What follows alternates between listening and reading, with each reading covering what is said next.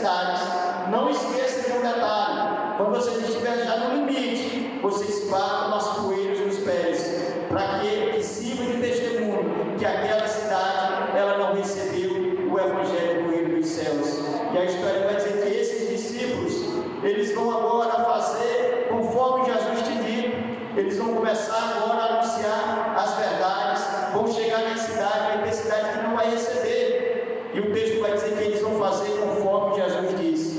Bateu a poeira no pé, e ali aquela batida no chão era um testemunho, era ali uma testemunha de acusação contra aquela cidade. E Jesus, nesse capítulo, ele vai começar a relatar, e ele vai agora liberar uma palavra de penitência sobre 3 cidades. Ele vai falar sobre Corazim, ele vai falar até mesmo sobre Cafarnaum, que era a cidade onde ele morava, e ele vai falar também de Betsaida. Ele vai dizer que Corazim, ela acompanhou tanto milagre, lá foi realizada tanta libertação, e mesmo assim ela não abriu o coração para Deus. Vai dizer que em Betsaida houve tanta evangelização, houve tanto milagre, que eles não se converteram.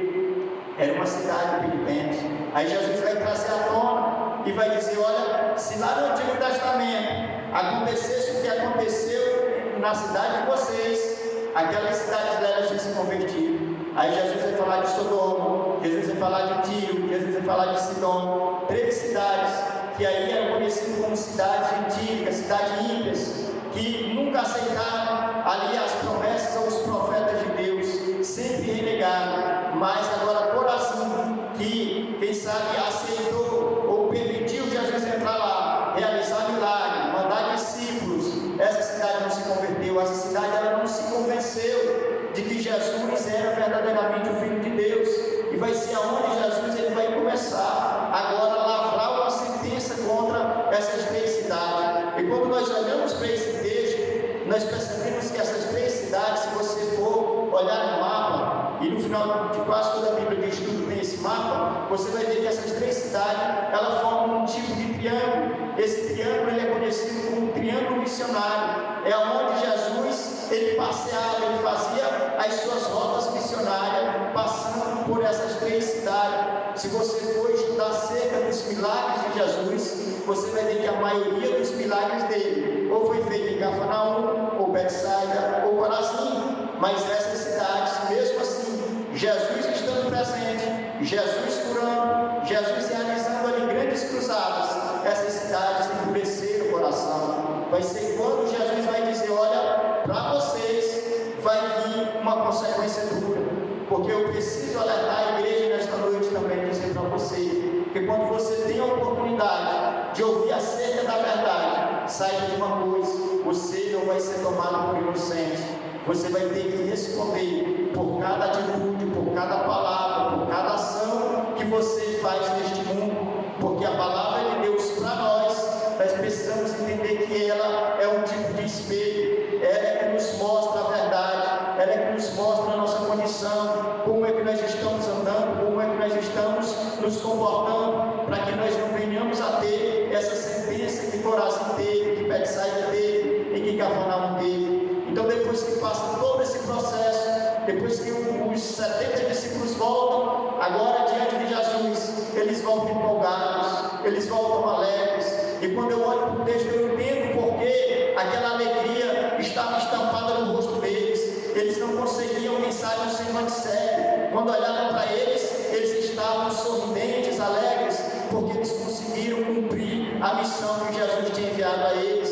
E eles chegaram diante de Jesus e começaram a festejar, dizendo: Senhor, a autoridade que o Senhor colocou nas minhas mãos, essa autoridade é válida. Eu chegava no enfermo, eu colocava a mão, ali acontecia um milagre. Eu chegava em uma casa, parece que estava entrando uma bênção, porque quando eu entrava lá, o povo se alegrava. Se tinha enfermo, era curado. Se tinha endemoniado, era liberto, porque eu tinha a tua autoridade.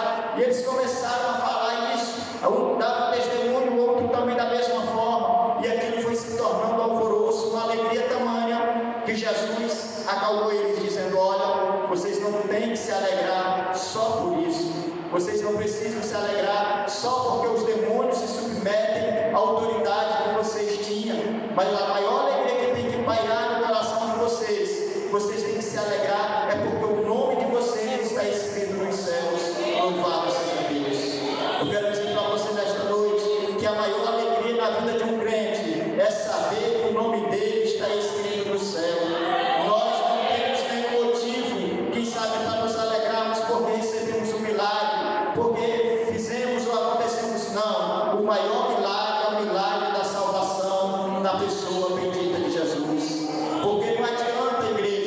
nós recebemos, quem sabe, os melhores dons aqui nesta terra. E quando soar a trombeta, você ficar, o mais importante é soar a trombeta e você ter uma certeza que você vai subir. Você ter uma certeza que o seu nome está escrito no livro da vida. E essa palavra que Jesus fala, esse 70, confortando, consolando os corações dele, ainda é válida para os nossos dias. A nossa maior alegria é de sabermos que nós somos novas criaturas. É sabermos que nós fomos lavados no sangue precioso de Jesus. E o texto vai continuar dizendo que depois que Jesus despede esses 70, depois que Jesus alerta eles acerca do mal, acerca que ele olhou para o céu e viu alguém sendo jogado lá dos altos, vindo ali como uma forma de um relâmpago, que era Satanás, e veio, quem sabe, como uma forma de querer destruir, mas a Bíblia vai dizer que Jesus derramou autoridade sobre os discípulos. E aqui tem um alerta para os nossos dias também. Nós precisamos entender que nós, como igreja, não precisamos temer nenhuma pressão espiritual, nós não precisamos temer nenhuma ameaça do diabo, porque a maior autoridade está na pessoa bendita de Jesus. E Jesus colocou sobre nós, quando ele colocou o Espírito para habitar dentro de nós, essa autoridade está presente. Só que às vezes, diante da luta, nós ficamos tímidos, nós ficamos medrosos e não temos coragem, quem sabe, de repreender. Mas nesta noite nós somos exortados, nós somos ensinados que nós temos a mesma